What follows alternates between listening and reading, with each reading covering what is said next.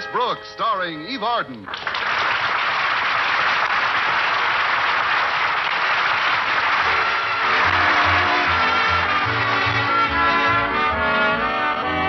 Our Miss Brooks, who teaches English at Madison High School, has been going with Philip Boynton for quite some time now. 6 years, to be exact. But only once or twice during that period did she have to worry about the eternal triangle.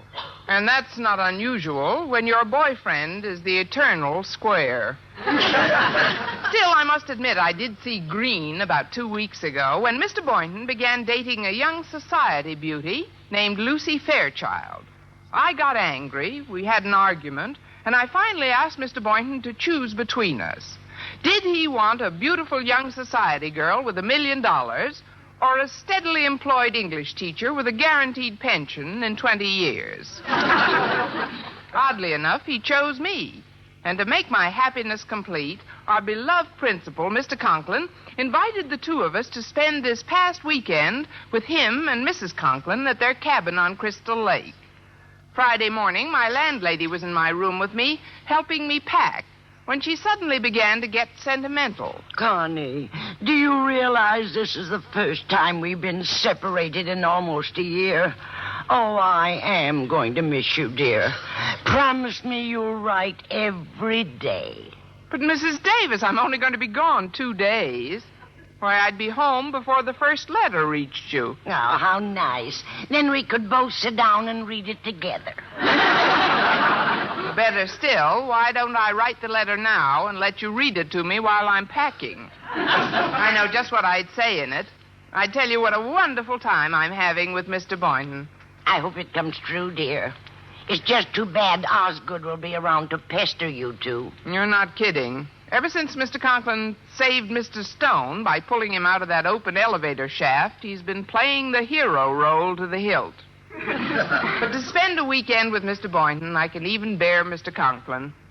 Connie, I know it's a touchy subject, but, well, has Mr. Boynton really given up that society girl? Oh, absolutely. Mr. Boynton is through with the Crepe Suzette's crowd. I think he realizes now that we donut dunkers were made for each other. Still, I wonder... Wonder what, Mrs. Davis? Well, it's probably just my imagination, but this whole thing reminds me of a book I read. Oh? You and Mr. Boynton going up to a lonely cabin in the woods. It's before the regular season opens, nobody around. He's torn between you and that society girl. He takes you out in a shaky rowboat. Connie, it's an American tragedy all over again. An American tragedy? Oh, Mrs. Davis, you certainly have an imagination. What an utterly fantastic thought. Oh, of course it is, dear. Of course it is. It's an utterly fantastic idea. Look, Mrs. Davis, for your information, Mr. Boynton has never even read an American tragedy. Now, let's just forget the whole thing. Oh, that's Walter to drive me to school. Come in, Walter. The door's open.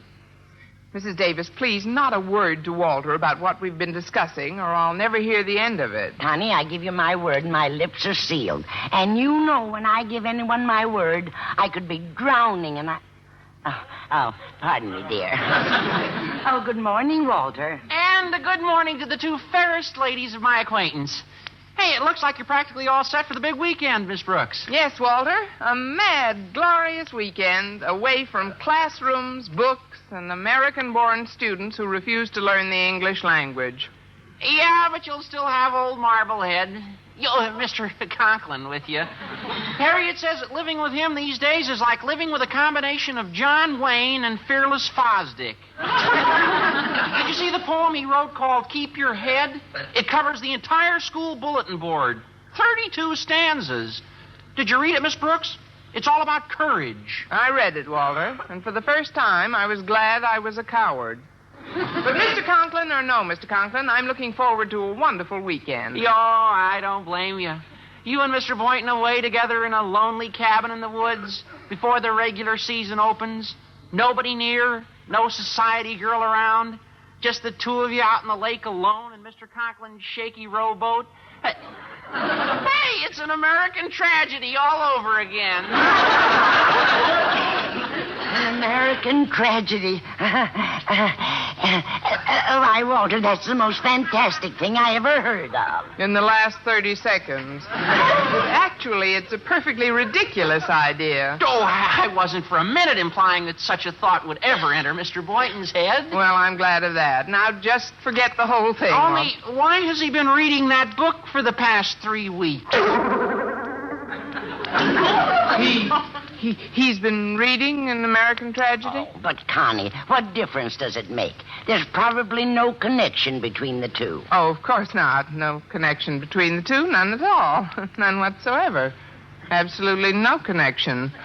Now, the whole thing is absurd, Walter. The whole idea of going up to the cabin was Mr. Conklin's, not Mr. Boynton's idea, and I don't expect to go out on the lake up there anyway. Oh, sure. Sure, there's no comparison between the two situations. I'm sorry if I made you nervous, Miss Brooks. Nervous? Me nervous? Don't be silly, Walter. Connie, I don't want to rush you, but don't you think you should be on your way to school? Right, Mrs. Davis, I'm all ready. Come on, Walter. Let's get into your boat and row to school.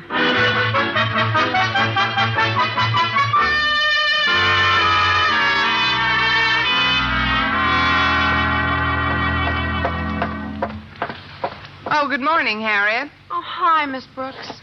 Why so depressed this morning, dear? I just left Daddy's office.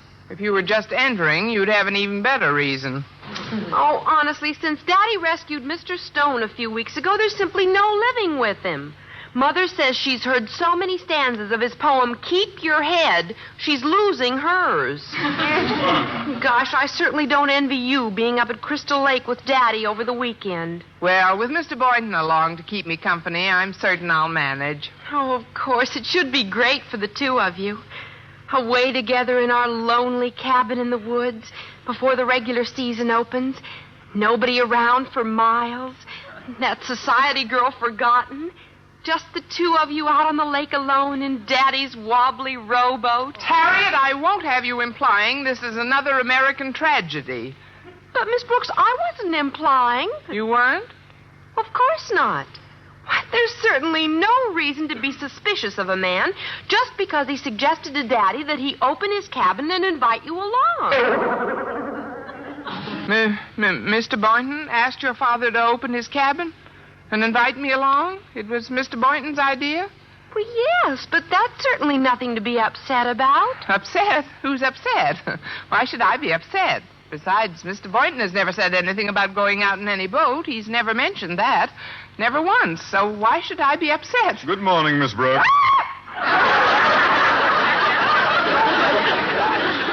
My.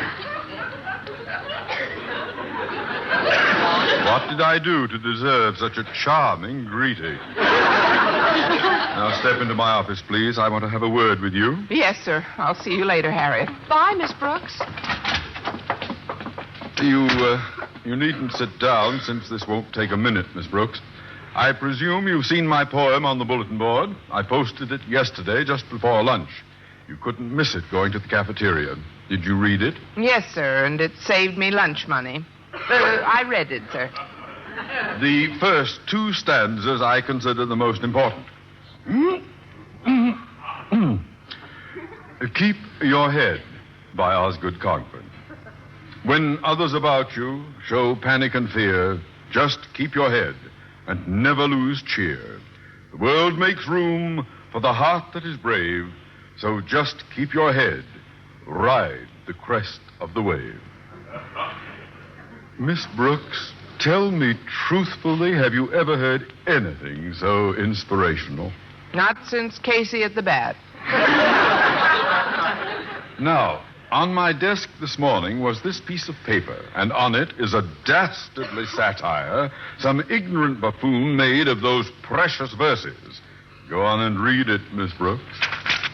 When others about you show panic and fear, just keep your head like a good glass of beer. The world makes room for the heart that is brave, so just keep your head. You'll have something to shave. Who could have done this to me, Miss Brooks? Who could have played this ghastly trick on Osgood Conklin? Who? Miss Brooks, are you listening to me? Oh. Did you hear what I said? Oh, pardon me, Mr. Conklin. I really don't know who could have written it. Will you excuse me now, sir? I'm not myself today. I feel a little nervous. Oh, well, then this weekend with us up at the lake will do you good. You'll have plenty of opportunity to be alone with Mr. Boynton. You've always wanted that, haven't you? Yes, but not quite this way. That is, it should be nice, sir. It certainly should be for both of you. But something he asked me yesterday has me a little puzzled. Something he asked you? Yes. He asked me, did I have a good, strong rowboat? Good, strong rowboat. He asked you that? Well, when did he ask you that? Right after he asked me how deep the middle of the lake was. How deep the middle of the lake was? Well, yes. Looks like Mr. Boynton plans to drown you. Why, what's the matter, Miss Brooks? Where's your sense of humor? I was only joking. I'm certain such a delightful, hideous thought never entered Boynton's head. Oh, no, I'm certain it didn't, sir. Absolutely certain. Now, if you'll please excuse me. But, Miss Brooks, where are you going? Down to the pool to learn to swim.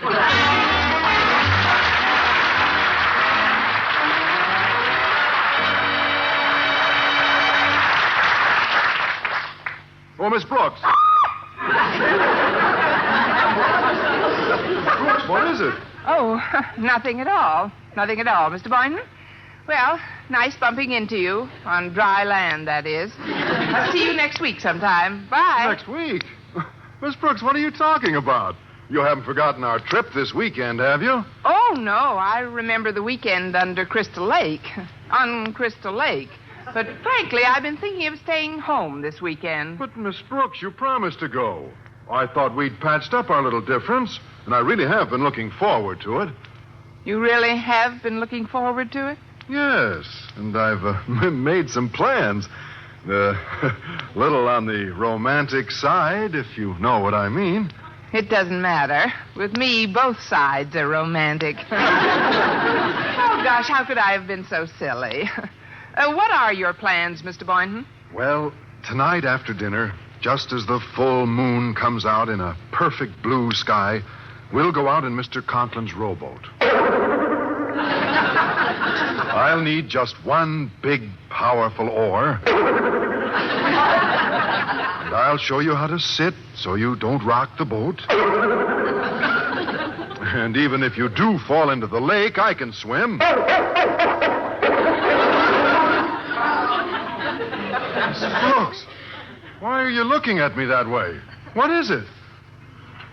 Oh, I think I know what's bothering you. You're mystified as to my actual reason for this trip. Now, isn't that it? No, I've read chapter 23. My actual reason for going up to the lake is to gather first-hand information on the nocturnal habits of the speckled-throated frog.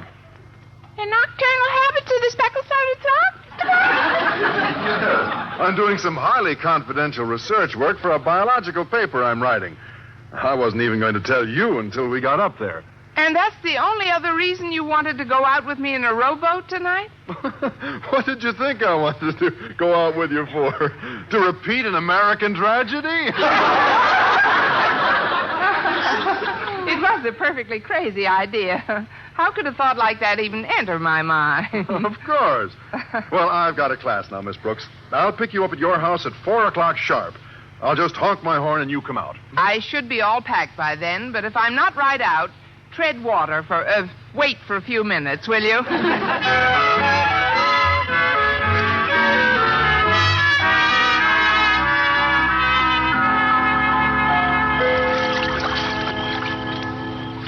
Osgood, ever since we arrived at the cabin 3 hours ago, you've been behaving ridiculously. Now come out of that rowboat this instant. Shh, quiet, passion flower. Believe me, Boynton has gone completely berserk. Everything he's done so far clearly indicates he plans to marinate Miss Brooks tonight. Osgood, please stop hiding under that tarpaulin. They're bound to see you sooner or later. Believe me, Poopsie girl, your Osgood knows what he's doing. I've collected facts from Walter Dent and Harriet and Miss Brooks herself, and there's no question about it. Boynton plans to end his romantic obligations to Miss Brooks by bashing her over the skull and using her as bass bait. But I am going to save her. Save. Osgood, since you pulled Mr. Stone out of that elevator shaft and became a hero, you've been simply impossible. Now, please get out of that boat before they come down here. Worry not for your Osgood's safety, my pet. He knows how heroes are expected to act in emergencies, and he shall not be found wanting.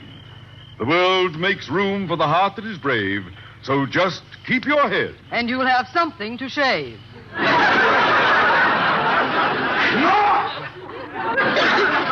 Then it was you. You wrote that satire. For 20 years, I've clasped a Delilah to my bosom. I think they're coming now. Please get out of that boat. Oh, very well. Be a hero. And when Mr. Boynton finds you hiding under that tarpaulin, I hope he hangs something besides a medal under your eye.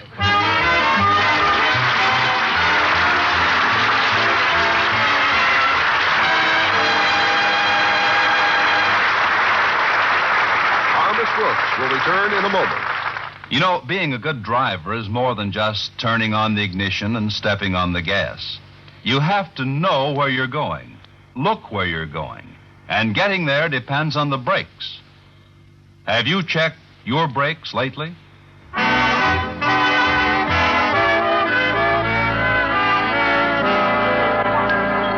Well, there was no doubt in Mr. Conklin's mind. Mr. Boynton was going to end his romantic idyll with Miss Brooks by using her to fatten up the fishes. So, to prevent another American tragedy, when the two took his rowboat out on Crystal Lake, he hid himself under the tarpaulin. Oh, gosh, isn't it nice and peaceful out here on the lake, Mr. Boynton? Oh, it sure is, Miss Brooks. I wonder if you'd mind. That is, well, can I hold your hand? I doubt it. We're about 8 feet apart.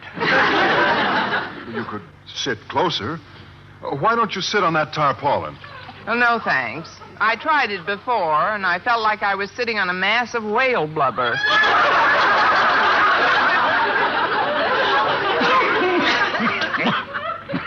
What was that? Oh, probably the mating call of the speckled-throated bullfrog.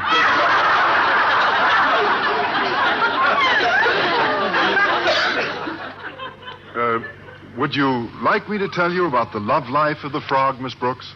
Right now, I'm trying to develop one of my own. I mean, some other time, Mr. Boynton.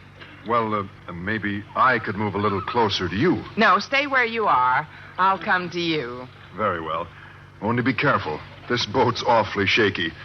Now, here, I'll hold the oar up high and give you... Hold it, Boynton! There'll be no American tragedy in this boat. Mr. Conklin, then it was you under the tarpaulin. See? I told you it felt like a mass of whale blubber. Mr. Conklin, what are you doing in this boat? What am I doing? Miss Brooks, wherever a human life is in peril, there you will find Osgood Conklin. Confess, Boynton, what are you doing out here on the lake with Miss Brooks and that oar? We're rowing around studying the nocturnal habits of the speckled bullfrog. Good boy. I knew if I put it to you that way, you'd confess. You were going to bash her head in, drown her, then swim to shore and plead that you're rowing around studying the habits of the speckled bullfrog.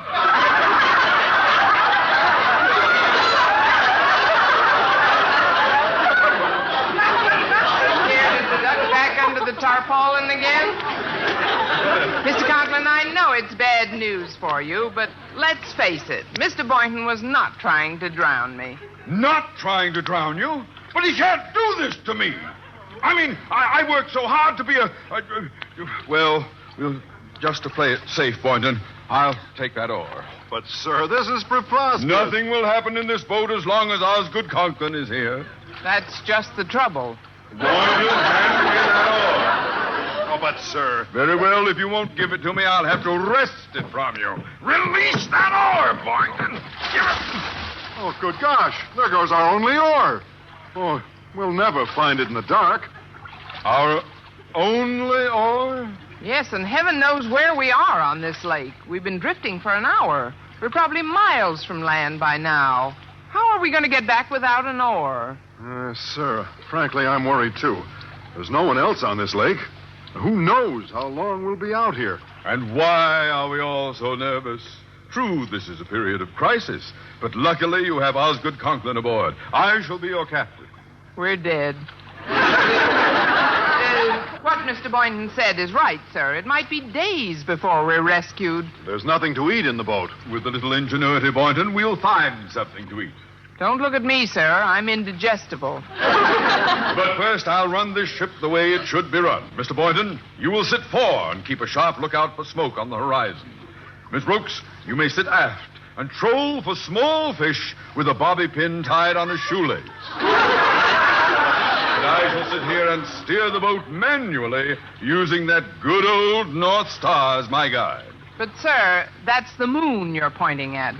Well, I thought it seemed a rather odd shape for a star. Well, let's try to get organized, shall we? Clear thinking is the ticket. Lacking an oar, we shall need to improvise a sail immediately. I'll need some large white garment. Miss Brooks? You won't get a stitch from me. Well, then, Boynton, I suggest we use your shirt as a sail. Second the motion. And let's throw in his undershirt, too, sir. His shirt ought to do nicely. Oh, sir, can't we wait until morning for all this? You'll obey orders, Boynton, while I am captain of this ship. Irons below, sir. We can dispense with your levity, Miss Brooks. And now, before anything else, as a source of hope and inspiration, let us all bow our heads and prayerfully intone the first verse of my poem, Keep Your Head, by Osgood Conklin. Why not let me try to swim to shore for help, sir? But, Miss Brooks, you can't swim. Well, there's no time like the present to learn. Say, am I imagining things, or is this boat sinking? Sinking? Holy cow, you're right. There's a leak. A leak? Where? Good grief! Water's coming in. There is a leak. The boat's sinking. I can't swim. I don't think this boat can last 5 minutes the way the water's coming in. Maybe much less. Well, keep your head, Boynton. Don't get panicky. Don't get panicky, boy. You'll need all your strength. All of it, every ounce of it, to tow me ashore. Tow you ashore? But what about me, sir? I can't swim either. And you know the tradition of the sea. The captain goes down with his ship. Not in this ship. Grab my hair, Boynton. Don't just sit there. Keep a clear head, boy. Clear. Here, grab my arm. Which arm do you want? Take your choice. Either. Oh, help me, Boynton. Help me. Steady, sir. Let's not lose our heads. Just think of your poem, sir. When others about you show panic and fear. Oh, stop that idiotic balderdash! Now help me, Boynton. I have a wife and family. Miss Brooks has no wife. Nothing. Oh, save me, Boynton. Save me.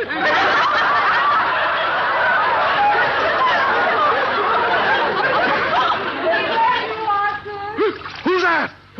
Martha! Good heavens, I see the mother of my child! My life must be flashing before my eyes. Osgood, what on earth are you babbling about? Martha, is that really you? How did you get out here? Are you treading water? What for? The lake is only 3 feet deep here. You're shouting, so I put on your hip boots and waded out. It's only 3 feet deep here? Now will you let the women and children go first? Mrs. Conklin, just where are we now? Oh, the cabin is just around the bend, Mr. Boynton. Now, Osgood, will you kindly explain just why my big hero suddenly went to pieces? Went to pieces? I? Why, Martha, what a fantastic idea. Oh, I will admit I was a little upset, but it was more for the safety of Mr. Boynton and Miss Brooks than myself. My first concern was for their safety. Isn't that so, Miss Brooks? Well, what do you say, Miss Brooks? The next time you run Mr. Conklin's bath, be sure you throw in a life preserver.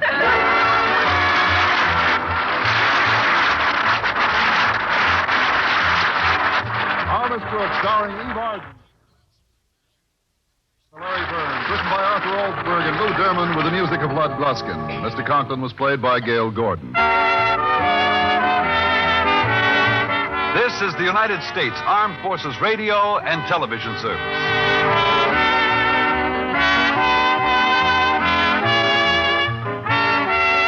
This is the American Forces Network, Europe.